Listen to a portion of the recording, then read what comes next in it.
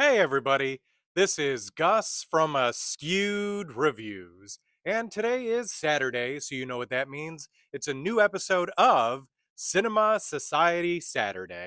Now, if you don't know what that is, Cinema Society Saturday is a group of us that love horror movies. So each week we are given a random theme.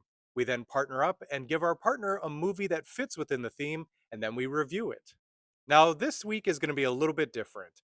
As last week we did reviews on remakes, this time around we're doing a bit of an Uno reverse, and now we are reviewing the film that is the original film of the remake that we already reviewed. So my partner last week was Jess, which means that she is my partner once again for this week. And as I mentioned previously, you should already be following her if you're not already doing so. I mean, come on. I said this last week. You had a week to complete this. How have you not done that already? Go and follow her. And also, since last week I reviewed the 2003 remake, that means today my review is all about the Texas Chainsaw Massacre, the original film from 1974. So, this movie was directed and co written by Toby Hooper. So, to start off, this film is an absolute classic. If you're a big fan of horror movies, I'd be surprised if you haven't seen this by now. That's like saying you haven't seen the original Friday the 13th, Nightmare on Elm Street, or even the original Halloween, which, if you haven't seen any of those, what are you doing with your life? Now, there actually is quite a bit of difference between the original film and the 2003 remake. So, this one also does start off with a group of friends, but this time around, they're heading to an area of Texas due to the fact that two of the members of this group are brother and sister, and unfortunately, they've overheard that their grandfather's grave has been disturbed. So, they go there just to make sure that everything's okay, but while they're in that area, they've decided to go and check out their grandfather's old home, which no one has lived in for quite some time.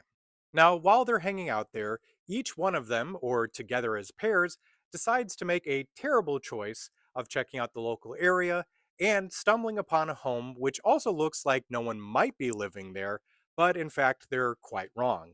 In this home, there happens to be an interesting and very, let's just say, eccentric family that has some interesting hobbies.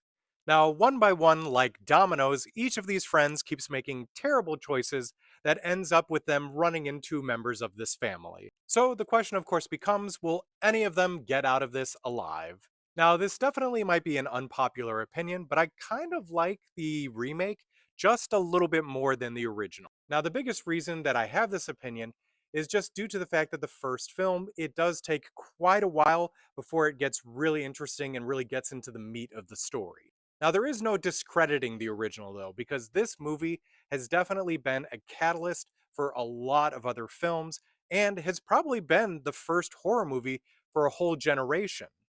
So, when it comes to this film, on my scale, I'm going to give it a 3 out of 5. And once again, if you're not already doing so, definitely go and follow Jess. Let's see if we can get her to 2,000 followers.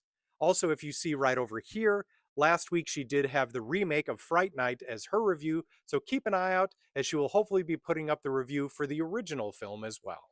So I hope you enjoyed this week's episode of Cinema Society Saturday. And of course, if you want to check out what everyone else in the group did, just look up the hashtag Cinema Society Saturday.